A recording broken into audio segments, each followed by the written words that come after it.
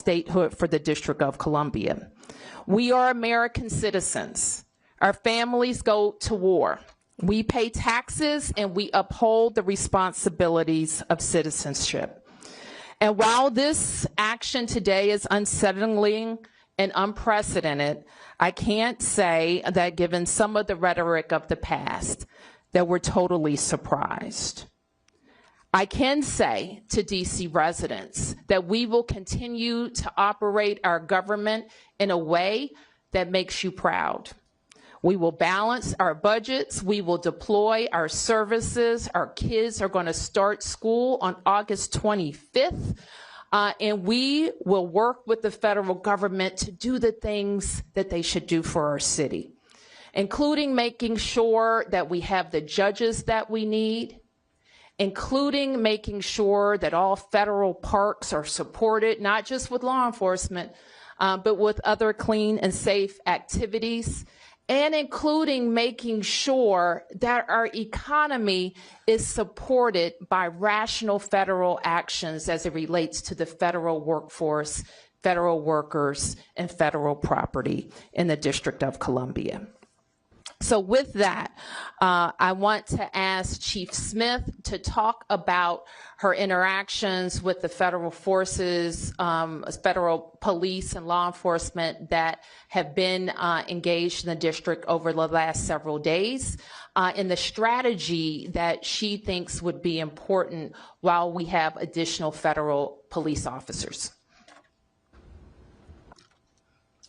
Thank you, Madam Mayor. I'm Pamela Smith, the Chief of Police of the Metropolitan Police Department. And as the Mayor stated, you know, we have a responsibility to support the executive order. And one of the roles that I have is to ensure that we work very collaboratively with our federal partners.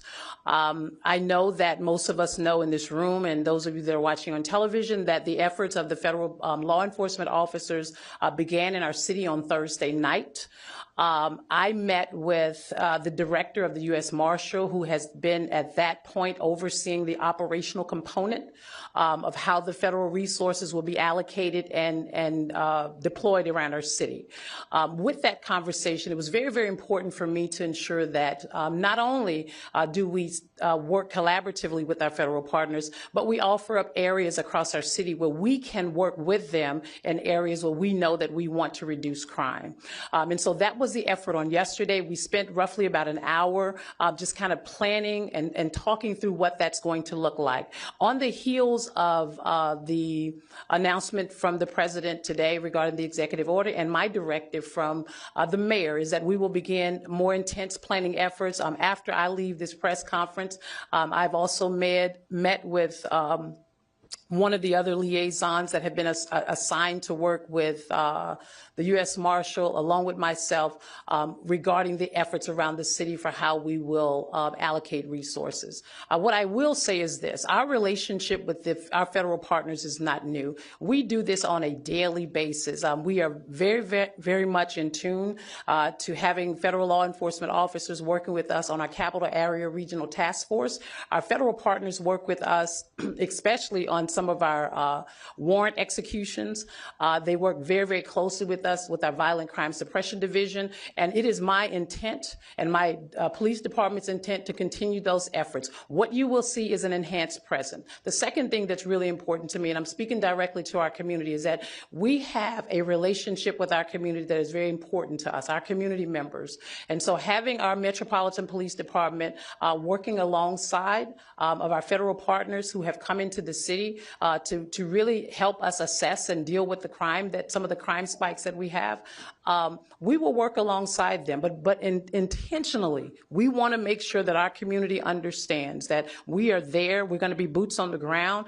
If you see something, again, say something. We value those relationships. Our community members, and I want to say thank you for all the work that you've done with the Metropolitan Police Department up to this point. Those relationships are very, very important to us, and we want to continue to build upon that and continue to enhance that. I'll turn it back over to Mayor Bowser now. Okay, we'll take a few questions, and I'm joined by members of my public safety team, including Deputy Mayor Appiah and Chief John Donnelly. Yes, please identify yourself. Mayor Bowser, it's Campbell Robertson of the New York Times. Do you think this was inevitable, or do you think there are things that the city could have done or the city council to prevent this day from coming? This is, I don't know. I can't answer that question, and I think that's a question that you're familiar with the rhetoric about the city and how long it goes back. And we also know that we're not experiencing a spike in crime, but a decrease in crime. Yep. Mayor Tom Sherwood, WAVE Radio. You and the chief are talking about partnerships with federal partners who are coming in. The president is talking about a takeover of the city's police department. Where does the chief fit in with Terry Cole, who's the new federal commissioner of the DC Police Department? Nothing about our organizational chart has changed, and nothing in the executive order would indicate otherwise.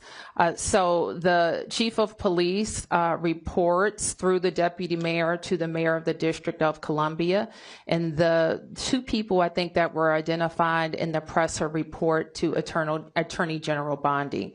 The executive order makes clear that all requests for MPD services, the president delegates to Attorney General Bondi. So Terry Cole? I don't recall the names. Yes. The Metropolitan Police Department? Where does he fit in that? That's a question for the Attorney General, I think. Yep. Mayor, to what extent are you planning to cooperate in this new framework, or is the city planning anything to prevent this from happening, including any legal action? Well, I think I think you probably saw the Attorney General for the district, Brian Schwab's, a statement about reviewing all legal matters, and I think those matters are under review. The plain language, however, of the Home Rule Charter indicates that there is a declared emergency. It allows the president, it authorizes the president to make those requests. And it says the mayor shall comply with those requests. So, yep. Marielle with DC News Now. Are there any concerns that, with this rhetoric that we have MPD, the National Guard, possible other law enforcement agencies on the ground, that there will be confusion about who's in charge, who these officers answer to, and how people should respond if approached by any of these? Well, we should note, and we have been advised, and we will continue to make this clear that this is needed in our city, that all law enforcement be identifiable by a uniform, a badge, a jacket, so that people know that they are law enforcement. And the chief, in her coordination with the kind of the command on the federal side, will make clear kind of how the protocols for response. And if there's any additional information we need to get out to the public, we will. But the main point is this: everybody should follow the law, the police and the community. And that's the case now. It was the case last week, and it was the case the week before that. So nothing has changed about that. Yep. Be able to respond to the statement that came out from DC Police Union. They've come out saying that they stand with the president and that they have also said that crime is spiraling out of control. They're also calling for the president to go even further and repeal some of the legislation that DC Council passed. I'm afraid I haven't seen that statement yet, so I don't want to comment on it. We have, worked very closely with the DC Police Union. Some issues they've advanced, I've totally agreed with. Others I haven't. One thing that we are squarely supportive of is making sure that our department can recruit more officers and get to a number that I think we need. We've worked cooperatively with them on recruitment and retention activities, on some other changes to the law that were very objectionable to the union and our members, and we will continue to do that. Yeah. Peace and blessings, man. So, in what way, if any, your strategy in terms of your relationship with the president? You've been pretty cooperative, pretty diplomatic, but you know he's saying one thing about crime, you're stating facts, and he's still infringing on your role as mayor. So you know, as far as your relationship and your strategy, you know, are you going to, what do you intend to do as far as, you know, engaging with me? Well, we engage with all officials that impact the district, and that includes the president. So I don't expect that would change from our part. But as far as, you know, and I don't, if I may follow up. Sure. You know, are you going to go what some might consider a bit harder and pushing back against what he's trying to do? You know, will your tenor change or intensify? You know, my tenor will be appropriate for what I think is important for the district. And what's important for the district is that we can take care of our citizens. And if people are concerned about a president's ability to have the MPD police department be responsive to the Department of Justice, the time to address that is when we're talking about statehood for DC. If people are concerned about the president being able to move the National Guard into our city, the time to do that would have been when the Congress had a bill that it could have given control of the DC National Guard to DC. So there are things that when a city is not a state and not fully autonomous and doesn't have senators, that the federal government can do. Yep. Yep. Just to follow on his question, you at times in President Trump's first term were more confrontational with him, especially in 2020. You've tried to be more cooperative this time. Any second thoughts about that approach? And are you planning any sort of defiance, symbolic or whatever, in light of this? Well, I would refer you to the law. Home Rule Charter, he referred to it. I would refer you to the executive order. And so everything that we have said maintains my authority given by the Home Rule Charter. Yep. Josh Chapin, Channel 7. I just want to be clear also that this ramp up, this emergency we're talking about is a brief period. It's like a 30-day period. Am I right? The charter gives him the ability to do it for 30 days, yes. So that means cooperating with the, you know, whatever he wants to do. Well, it means that we follow the law, that the MPD follows the law as well as all of the federal officials who are here. It's also important and we will do this in our communications with them, understand like what they're looking to see. So the fact that we have more law enforcement and presence in neighborhoods, that could not, that may be positive if people are, if it's a positive action. So that's what the executive order says. Yeah, Mark. A couple quick questions. One, do you know, will the National Guard be armed? I don't know. And then, what if the Attorney General directs the Chief of Police to redirect sources to do something that you and the Chief disagreed with? For instance, redirect resources from east of the river to the federal enclave or something like that. Will you comply with, you say you're going to follow the law, you say you want to be cooperative. What if you get a directive from the White House with the Attorney General that you just steadfastly don't agree with and think it's the wrong move and would jeopardize public safety in other neighborhoods? Will you comply? I don't have any reason to think that at this point, Mark, so I don't want to speculate about that. The executive order, as is the Home Rule Charter, is pretty clear that the directives the requests have to be related to federal purposes. And then can I ask, the president threatened to use not just the National Guard, but the military, to bring the United States military, federal troops into the District of Columbia if needed. Can you respond to that threat? I mean, we're in uncharted waters already. A lot of people are seeing this as the first step in an assault on home rule, which the president has threatened. He's He's been making these threats since last year, and now he's carrying through with them. There's no reason to believe he won't go further. What do you say to the president about his threats to bring the military, not just the National Guard, but the military? We don't, I think I speak for all Americans, we don't believe it's legal to use the American military against American citizens on American soil.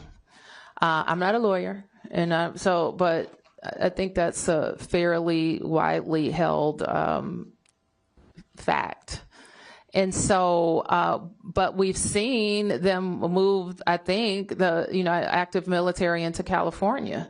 So it's a question. We've seen active military on the borders of DC some years ago, and we don't believe that our military should be used against American citizens. Yes. Mayor Bowser, can you talk a little bit about the communication that you did receive before this morning? Did you know what this announcement was going to be before today? And can you just talk about the communication writ large before today? And secondarily, what do you say to DC residents who wanted to hear more from you, specifically in the last 5 days, being forthright, speaking to press and media? Can you just talk DC residents know I'm forthright. That's not a question. DC residents know that, and this press corps should know I speak to you all the time.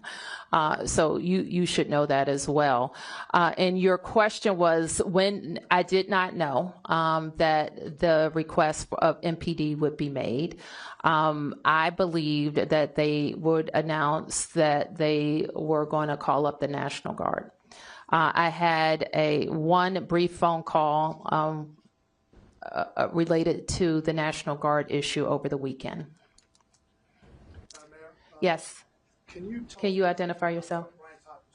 Okay. Can you tell us what your main challenges are going to be with Chief Smith and the DC Police working with federal officials? And are you concerned that any federal official overseeing the DC Police Department is not going to know the city as well as Chief Smith and your officers? Chief Smith oversees the MPD. And all of the requests and coordination for the federal request. I don't really have a doubt that is going to, among those officials who are law enforcement officials who have experience working together, I don't have a big concern about that communication and coordination happening. Who hasn't? Yep. Hi, Emma Huber with the Washington Post. During the conference this morning, President Trump spoke about how he wanted to empower DC police to hit back harder. Are you aware of any changes in the works to MPD's use of force policies? And does that kind of rhetoric, how do you feel about that kind of rhetoric? Our police officers are highly professional, well-trained officers that we support with training throughout their careers. We're proud of where our department has come from in terms of their level of professionalism. So they're trained in constitutional policing, and that is our expectation. Yes. Hold on, you've asked a question, one more. Owen Hayes, NBC News, just to follow up on that. Yeah. So will they still be fully subject to local regulations when it comes to use of force, body cameras, while under federal patrol, MPD officers? MPD reports to the chief of police, and they are subject to DC and local laws, as well as federal laws. And that will continue even under this plan? Yes. Yes. Emiliana with News Nation. You said earlier that they did not tell you about this announcement before it happened today. Did the White House or the president bring up their concerns with crime before last week? The president talks about crime all the time. Specifically in DC? Yes. Have you not heard the president from the campaign trail? In every conversation I had with him, we're always briefing the president on our progress. In fact, my first meeting with him after he was elected the second time, we went over the crime trends. We went over how we're seeing decreases. So the president is read in on our efforts. Who hasn't? Yep, over here. Associated Press. A lot of this seems to be perceptions of what constitutes an emergency. The White House and the administration says there's an obvious emergency. Your administration with numbers, and the council says there is not an emergency here. How do you solve that? Is there an arbitration option? Where does it go from here? Because it feels like, do you agree that it comes down to what constitutes an emergency and what's next? Well, what I would point you to is the Home Rule Charter that gives the president the ability to determine the conditions of an emergency. Now, we could contest that, but the authority is pretty broad. And so, like, if you wanted to say the most outrageous thing, one might say, well, I won't say that. It could be something very small. Like, I'm not saying that that's what he's doing, but it could be. And if he deems it and he puts the meat around it and the argument around what he thinks is an emergency. When we think of emergencies, it usually involves surges in crime, or crime that's not being responsive, or tools that we have that we can't use in the normal course. That's what, when we use an emergency, that's what it's for. Yep. Over and out 9, ABC News National. Wanted to see if you could respond directly to some of what the president said this morning. Do you agree or have any thoughts on the picture he's painting? He said that there are, quote, bloodthirsty criminals, end quote, or roving mobs of wild youth. And he also said that DC police can do whatever the hell they want, end quote. Are you okay with that? What does that mean? Do you have any response to him or the White House talking about the DC crime stats? I mean, I think I've already addressed all of those questions. Anything else? Yep. Scott Gilman with WTOP. You described, this morning was described as a federal takeover of MPD. It sounds like you're describing this as Chief Smith is still in charge and everything will run through the department. What will this look like on a day-to-day basis as it relates to what has transpired here? What can people expect to see? Is this an instance where you all work collaboratively for big events and this is something comparable to that? No, I don't, it's not like that. It's not like the special events task force where we work together. And I think I don't want to minimize what was said. And I don't want to minimize the intrusion on our autonomy because it is very different than working a special event. So that is not what we're trying to do. But I think the chief, and I'll turn to her in a second to talk to you about what she thinks is going to be most helpful to MPD. I want to believe I answered the question a little bit earlier, but I think what's helpful to us is that we come together and we look at data, we look at intelligence when it comes to crime across our city, violent crimes as well as property crimes. And so there are other things that the federal government is also very useful for, in supporting us, and that is in the city is warrants, right? The execution of warrants, the U.S. Marshals holds those. This will be an opportunity for us to come together and collaborate on being able to go out and execute warrants. As we think about over the past, came in 2 years ago, 5 years prior, we looked at some of our data where we saw an increase in violent crime in certain areas across our city. We designated those areas as a homicide reduction partnership plan with some of our federal officers. What we'll do in that space is we'll enhance that presence. The other thing is that most of you know we have a nightlife task force. U Street, we have a lot of tourists, residents, individuals who come into our city on a Thursday night, Friday night, or Saturday night and enjoy the nightlife culture. We will also be able to utilize that enhanced presence in and around that area and any other crime trends that we might see that will go forth. We have our drug-free zones where we also align our federal partners in those spaces as well as our juvenile curfew zones. May I just follow up quickly, Chief? So again, this morning it's being described as a federal takeover. You all are describing it as an opportunity to enhance the crime prevention strategies you have in place. What to the community who's confused about the discrepancies, where does it fall? Well, I just articulated to you where it falls. And what I mean by that is that with respect to the two federal partners who will be working alongside me, the operations and the administrative liaison, we have a meeting scheduled for today right after this meeting, and we will be able to create an operational plan for our city that will continue to keep our city safe. Chief Smith, I just have one question. You just broke the rule. Maybe somebody else haven't asked the question already.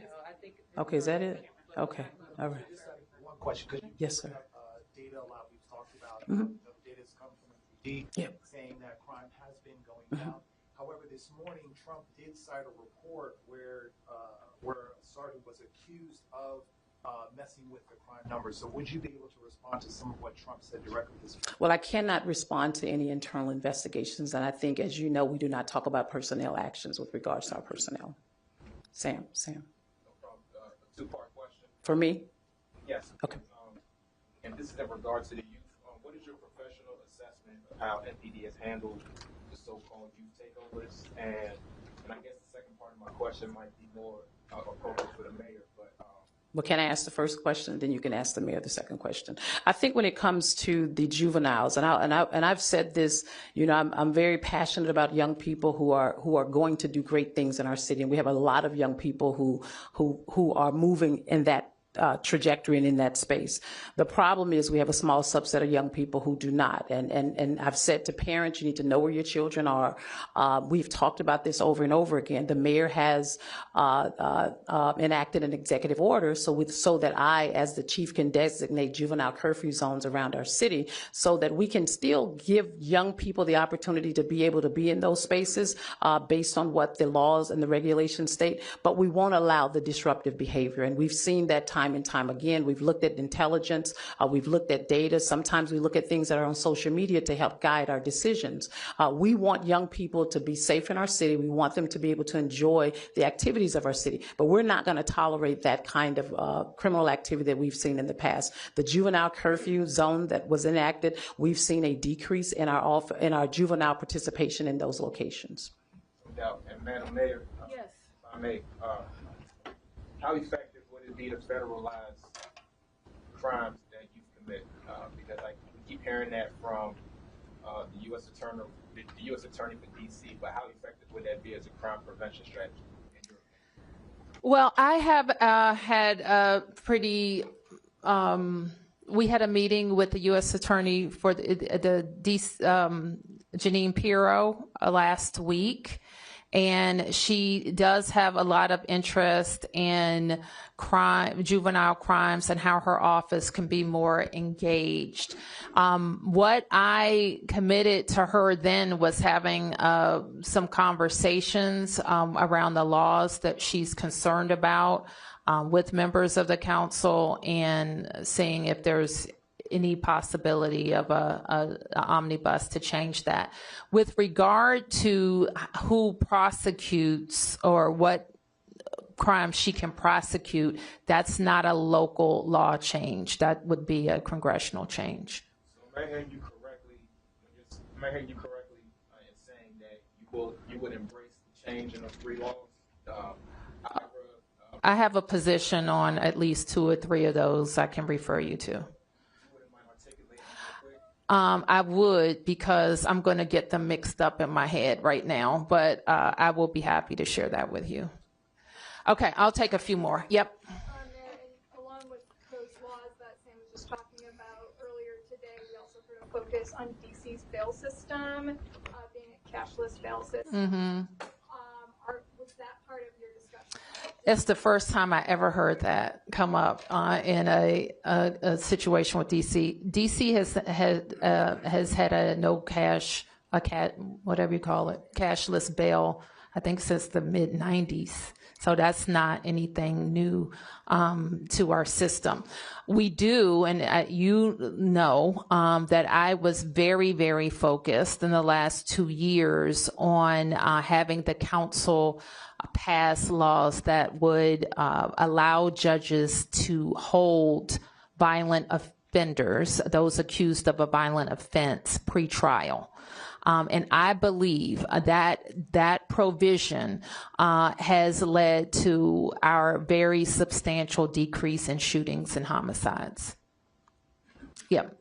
I wonder if you could specifically speak to some of the concerns that U.S. Attorney Pirro has raised about her perception of lenient sentencing for youth charged with violent crimes. Do you think that's an issue?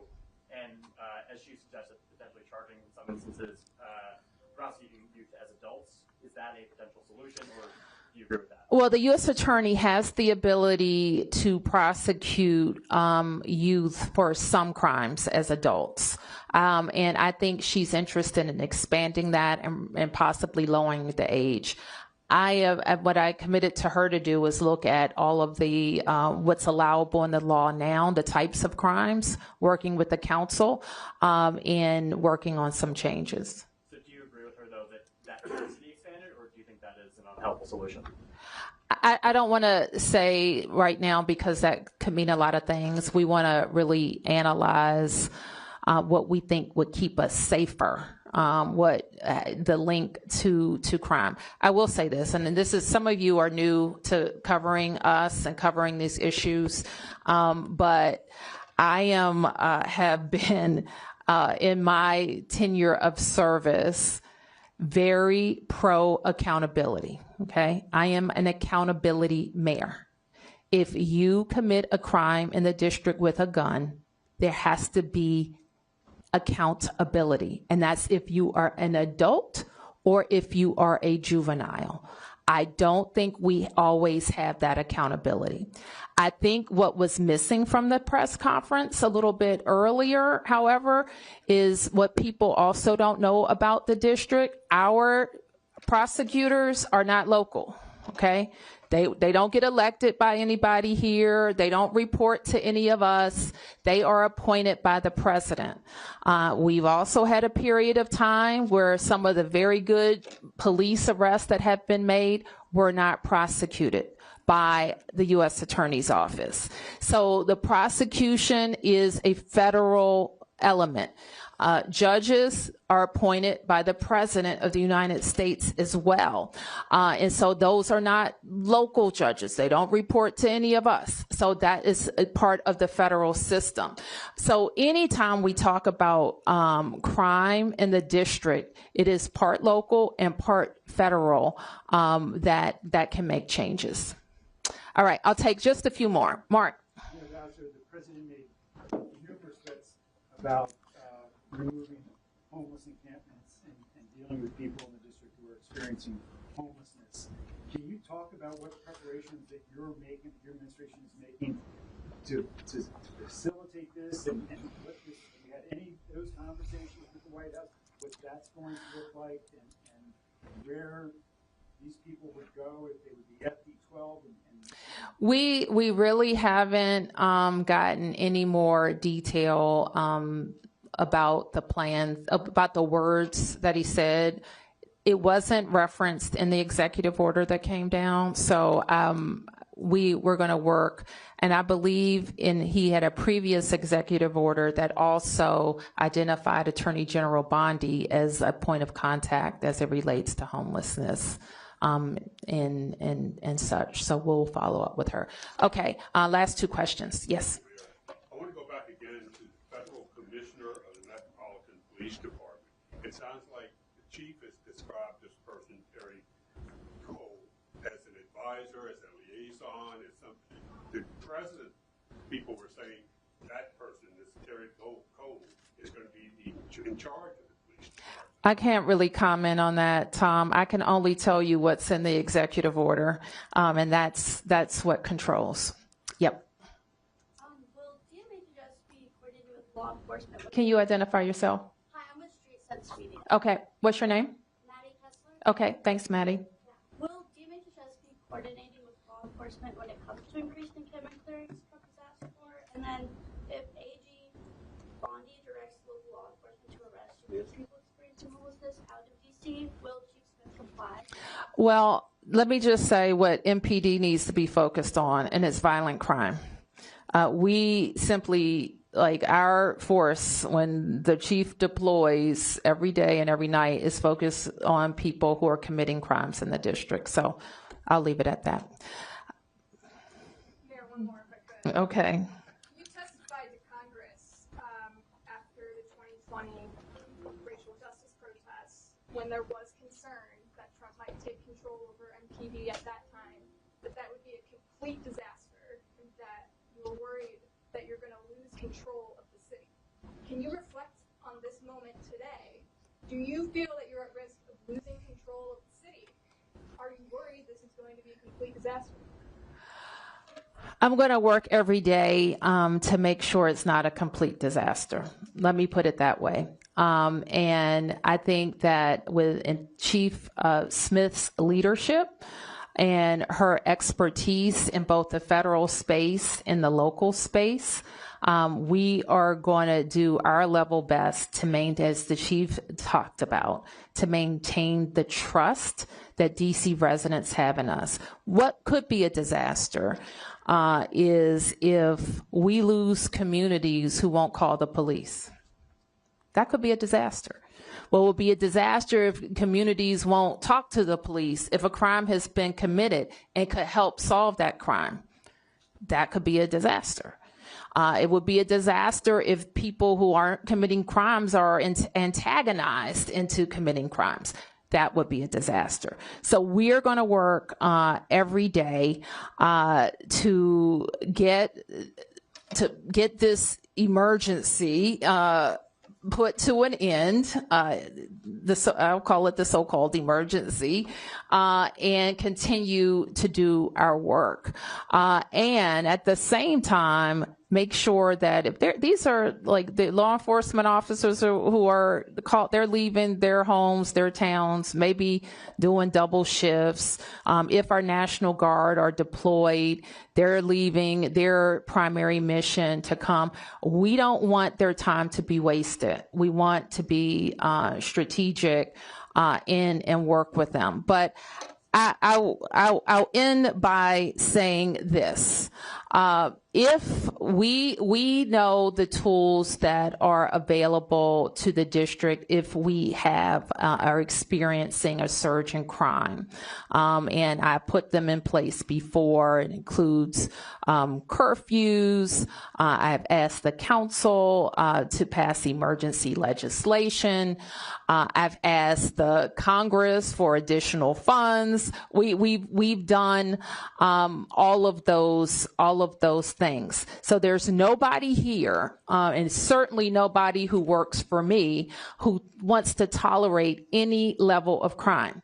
And I know it's frustrating sometimes to hear if I say our crime numbers have gone down, yet you've been a victim of crime. It doesn't matter to you if crime has gone down, if you were a victim or you know someone who is a victim. So we understand that. We work every day to stop crime. Thank you, everybody.